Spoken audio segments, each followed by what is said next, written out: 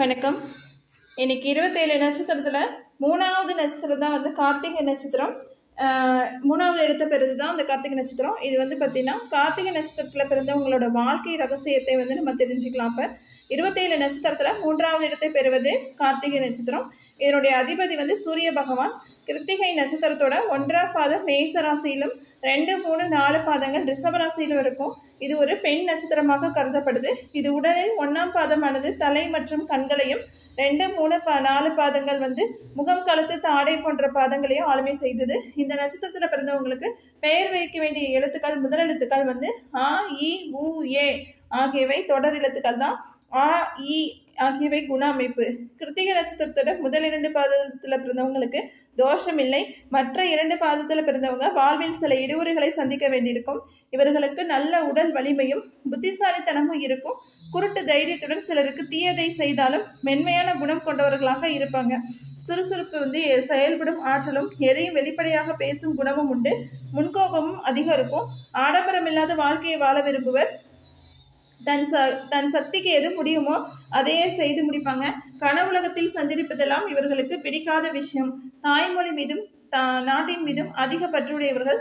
சிரித்த முகத்துடன் இருந்தாலும் சண்டை பிரியர்கள் தான். அடுத்து காரசாரமாக வாதிடுவார்கள்.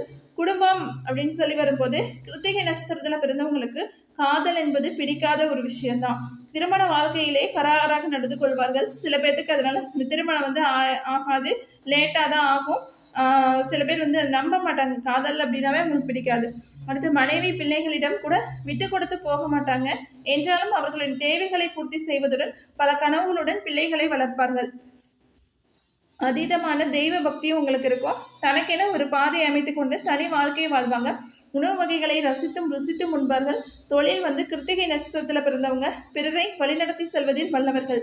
இந்த நட்சத்திரத்தில் பிறந்த பலர் சிறந்த வழக்கறிஞர்களாகவும், பள்ளி ஆசிரியர்களாகவும், கல்லூரி பேராசிரியர்களாகவும் பணியாற்றும் திறன் கொண்டவர்கள். மருத்துவத்துறையில், சமூக சேவையிலும், நாட்டுக்காகவும் பாடுபடுவதில் அக்கறை கொண்டவர்களாகவும் இருப்பாங்க. முழு சுதந்திரம் உள்ள இடத்தில் மட்டுமே பணிபுரியும் ஆர்வம் இவங்களுக்கு இருக்கும். மற்றவர்களோட கட்டளைக்கு கீழ் பணியக்கூடிய வேலையாக இருந்தால் அதனால் எவ்வளவு லாபம் வந்தாலும் சரி ஒரு நிமிஷத்துல உதறி தள்ளிடுவாங்க. உணவு மற்றும் கெமிக்கல் போன்ற பேச்சிலும் ஈடுபடுவார்கள். கராத்தே, குங்ஃபு போன்ற தற்காப்பு கலைகளிலும் சாரணர் இயக்கத்திலும் பங்கேற்கும் ஆர்வம் இவங்களுக்கு இருக்கும். நாளைக்கு செய்வோம் என்று எதையும் தள்ளி போடாமல் அந்தந்த காரியத்தை அப்போதே செய்து முடிப்பார்கள். நோய்கள் என்ன வரும் உங்களுக்கு அப்படின்னா, கிருத்திகை நட்சத்திரத்தில் பிறந்தவங்களுக்கு முன்கோபம் அதிகம் இருப்பதால் இரத்த அழுத்தம் சம்பந்தப்பட்ட நோய்கள் வரும். இதய நோய், ஒற்றை தலைவிடி, உஷ்ணம் சம்பந்தப்பட்ட நோய், கண்களின் கோளாறு, காது வலி போன்றவை உண்டாகி மருத்துவ செலவுகளை ஏற்படுத்தும். திசை பலன்கள் அப்படின்னு சொல்லி பார்க்கும்போது கிருத்திகை நட்சத்திரத்தில் பிறந்தவங்களுக்கு முதல் திசையாக சூரிய திசை வரும். சூரிய திசை மோசம் 6 வருஷம் என்றாலும் பிறந்த நேரத்தை கணக்கிட்டு மீதமுள்ள திசை காலங்களை அறியலாம். சூரிய திசை காலத்துல பல வகையில் குடும்பத்திற்கு முன்னேற்றம் உண்டாகும்.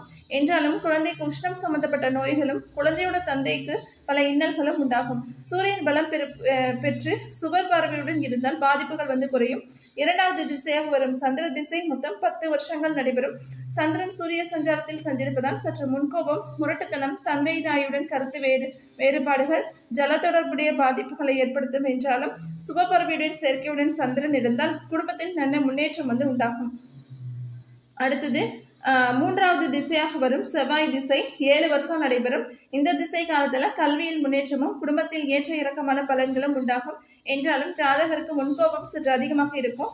ராகு திசை 18 வருஷம் 4வது திசையாக நடைபெறுவதால் நல்ல யோகத்தையும் வாழ்வின் முன்னேற்றத்தையும் கொடுக்கும். 5வதாக வரும் குரு திசை காலங்களும் குரு திசை காலத்திலும் ஓரளவு ஏற்றத்தை ஏற்படுத்தும்.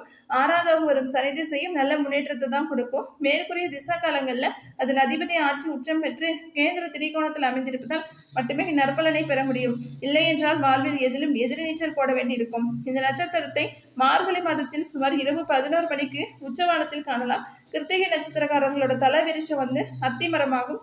இம்மரத்தை வழிபாடு செய்வதால் நற்பலன்களை பெற முடியும். செய்ய வேண்டிய நற்காரியங்கள்: கடன்களை பைசல் செய்ய, சிலம்பாட்டம் பயில, சுரங்கம் வெட்ட, செங்கல் சூளைக்கு நெருப்பிட, துப்பாக்கி சுடும் பயிற்சிக்கு மேற்கொள்ள, பழைய வாகனத்தை விற்க இந்த நட்சத்திர நாள் நல்லது. வழிபாடு ஸ்தலங்கள் அப்படின்னு சொல்லி பார்க்கும்போது திண்டிவனம் அருகில் உள்ள மயிலம் முருகனை வியாழக்கிழமையில் வணங்குவது நல்லது. பொதுவாகவே முருகன் கொண்டிருக்கும் எல்லா ஸ்தலங்களையும் வழிபடலாம். கிருத்திகை நட்சத்திரத்துக்கு பொருந்தாத நட்சத்திரங்கள் புனர்பூசம், உத்திரம், விசாகம், உத்திராடம், பூராடுதி போன்ற நட்சத்திரங்கள் இது பொருத்தம் வராது, ரஜ பொருத்தம் வராது. அதனால இந்த நட்சத்திரக்காரங்களை திருமணம் செய்வதை தவிர்ப்பது நல்லது. நன்றி, வணக்கம்.